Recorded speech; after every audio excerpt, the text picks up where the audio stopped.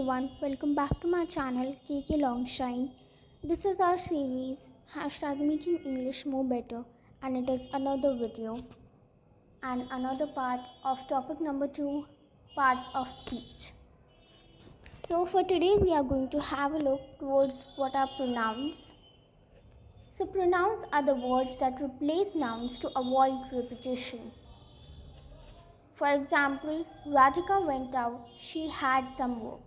What if I say Radhika went out, Radhika had some work? This will look weird and awkward too at the same time. So I'm using a word here that is she in place of Radhika to avoid the repetition of her name. Radhika went out, she had some work, and that's what pronoun means. Similarly, the Taj Mahal is in Agra. It is a beautiful monument. So here, if I say the Taj Mahal is in Agra, the Taj Mahal is a beautiful monument, again it will look awkward. So I'm saying the Taj Mahal is in Agra. It is a beautiful monument. Now there are certain types of pronouns which are really important, such as personal pronouns, demonstrative pronouns, interrogative pronouns, indefinite pronouns, reflexive pronouns, and possessive pronouns. There are more such pronouns, like there are 7 to 8 in number, but here I'll take you through these 6 types of pronouns because this will help you throughout your English journey. So let's start with personal pronouns. Pronouns that are associated with a particular grammatical person are known as personal pronouns.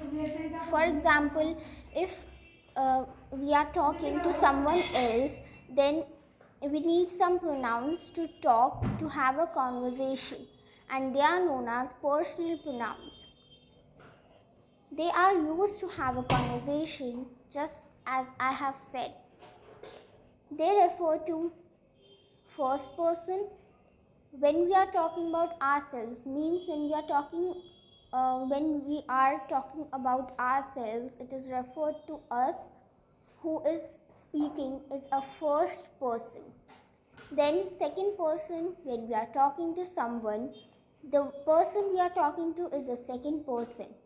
And the third person, when first and second person talk about someone else, such as I'm the first person in this case because I'm teaching you this topic pronouns, and second person is you who is watching this video, and third person may be about whom we are talking, such as if we are talking about Alpita, so she is third person.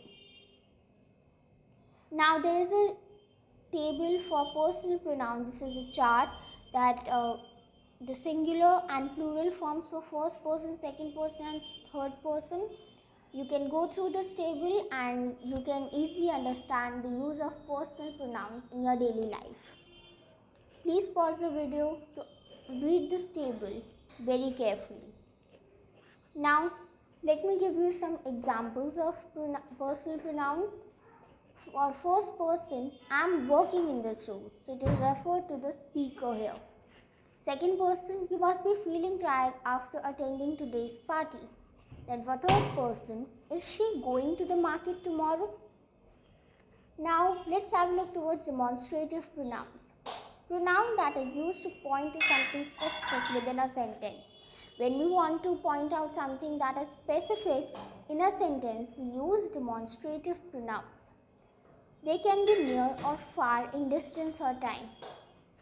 I have used these certain words that they can be nearer in distance or far in distance, or they can be nearer in time or far in time. For example, this is a book. So here I am referring to the book with the help of demonstrative pronouns that the book is in nearer distance. This, because it is used for nearer objects. Similarly, those games are difficult. With the help of this word those, I am referring to games that they are difficult. The demonstrative pronouns have certain words such as this, these, that, those. This and that is used with singular. These and those are used with plural. This and these are used for nearer objects, and that and those are used for far objects. Hope this is clear to you. Now, interrogative pronouns. Pronouns that are used to make asking questions easy. I have already taught you about interrogative sentences. This is in reference to that only, that pronouns that are used to make asking questions easy. Each one is used to ask a specific or indirect question. Who and whom refer only to people, while others can be used to refer to objects or people. Here you need to remember that the WH words who and whom only refer to people and not to objects, while others can be referred to objects or people or anyone. For example, which of these books is yours? So here I am asking a question. Similarly, who had teared my nose? I am using the word who here to ask my question. Now, indefinite pronouns. This is again easy pronoun. You will understand it. When we are not sure about the quantity.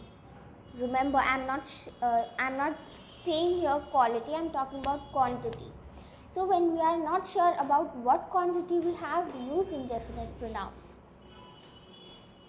For example, few, all, each, one, everyone, someone, anything, both, some, much, none, etc. Here all these words are used when we are not sure about the quantity, and all of these are known as indefinite pronouns. For example, someone came to wish you your birthday. So here we are not sure that who came to wish you.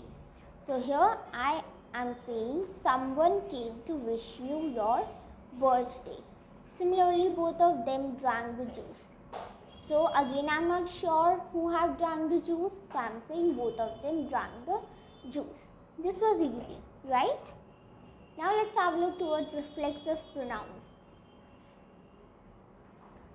They are formed by combining regular pronouns with the word self or selves. Means they have a reflection towards certain pronouns. It might be confusing. Let me make you understand with an example. First of all, let's have a look what certain reflexive pronouns are, such as himself, herself, itself, yourself, yourselves, ourselves, and themselves. You might be confused that why I am using self and selves differently. Remember that self, S-E-L-F, self, is used for singular, and S-E-L-V-E-S, selves, is used for plural. For example, he made the tea himself. So here I am having a reflection towards the noun that he made the tea himself. Similarly, we will buy the popcorns ourselves during the interval of the movie. So here I am saying that we will buy the popcorns ourselves, means we are having a reflection on the noun. Now, possessive pronouns. When we show the ownership over some commodities. Possessive, you must be familiar with this word possessive, as we have already discussed this in sentences also, that possessive pronouns. When we show the ownership over some commodities, over some objects or anything. Some possessive pronouns are listed here: yours, mine, his, hers, theirs, my, its, her, your, our, their, etc.